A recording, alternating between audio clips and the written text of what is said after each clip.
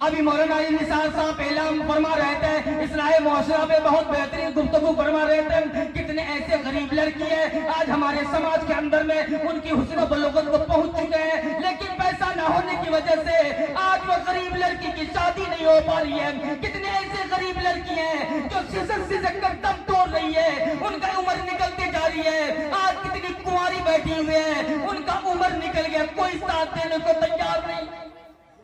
आज क्या हो गया इस समाज को? किस सांप ने सूंघ लिया है? खुदा की कसम, जिसके घर में दो तीन जवान अगर लड़की पड़ी हो ना, खुदा की कसम वो बंदा रात में होता है। आज राजधानी के बंदा अगर किसी कोई ऐसे आदमी है इस गांव के अंदर में तीन चार लड़की जवान पड़ी है, इतने जमींदार लोग हैं, इतने पैसे वाले लोग हैं, उनका मदद करने को तैयार नहीं। वो कटिहार जाकर के यहाँ से मस्जिद में ऐलान करते, इमाम साहब ऐलान करते कि मेरी लड़की की शादी है, वहां भीख मांग करके आकर के यहाँ अपनी बेटी की शादी कराते हैं। लेकिन यहाँ के पैसे वाले को क्या हो गया?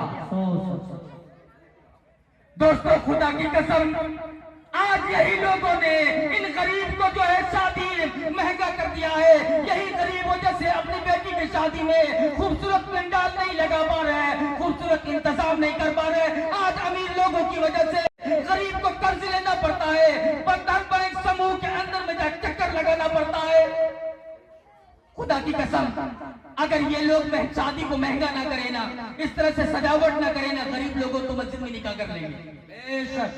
हक है, हक है। आज गरीबों के लिए कोई नहीं सोचता।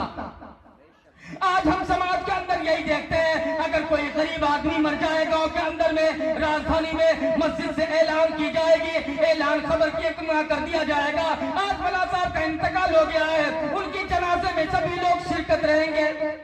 पता चलेगा गरीब लोग तो रहेंगे, अमीर लोग सब कटिहार कोर्ट कचहरी में जाके घूमते रहेंगे।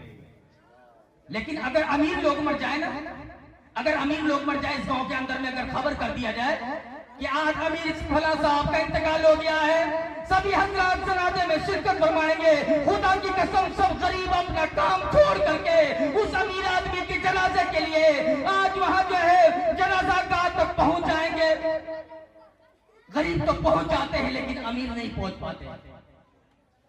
कल आपको खबर के अंदर में नहीं पूछा जाएगा आप किस खानदान से ताल्लुक रखते थे, आप शेख थे या सैयद थे या सब्जी फरोश थे या अंसारी बिरादर से, ये सब नहीं पूछा जाएगा।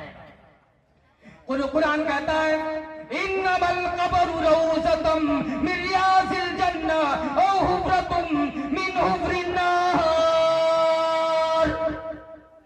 कब्र जन्नत की बागों में से एक बाग है या जहन्नम की गढ़ों में से गढ़ा। इंसान का अमल ही अपनी कब्र को जन्नत का बाग या दोज़ख का गढ़ा बनाता है।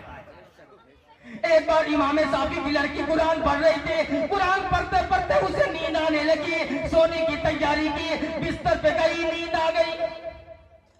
आवाज आ रही है, ओ साफी की लड़की, तूने बिस्तर संभाल लिए, क्या मालूम कि कल तू लाखों मन मिट्टी के नीचे होगी या जमीन के ऊपर।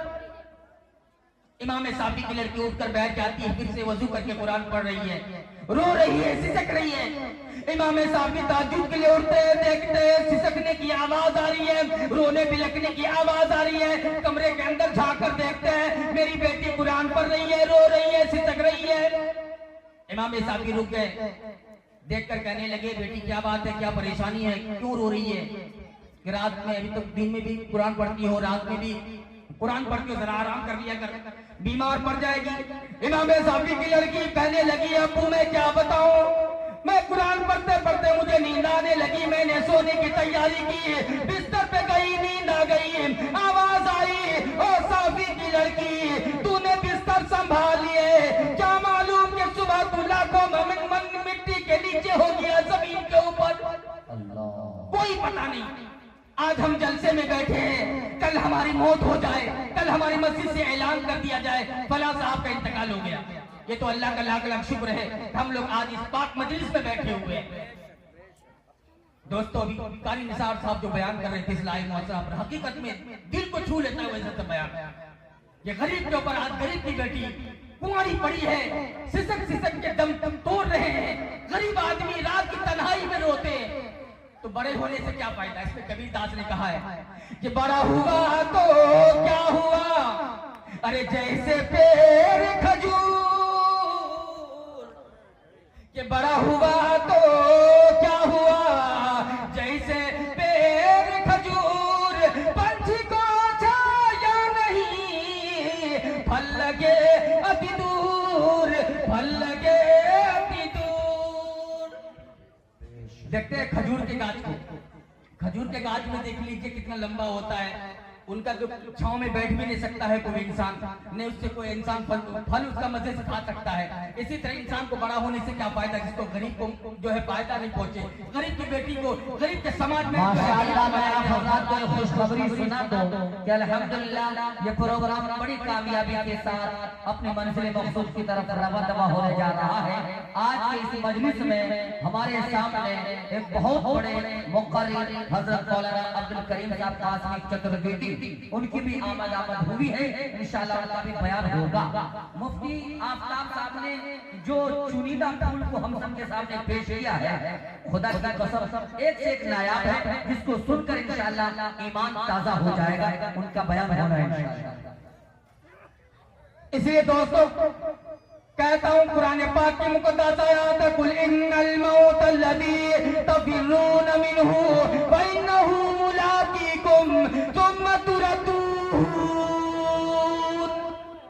इला आलिमिल ग़ैबि वश्शहादति फयुनब्बिउकुम बिमा कुंतुम तअमलून।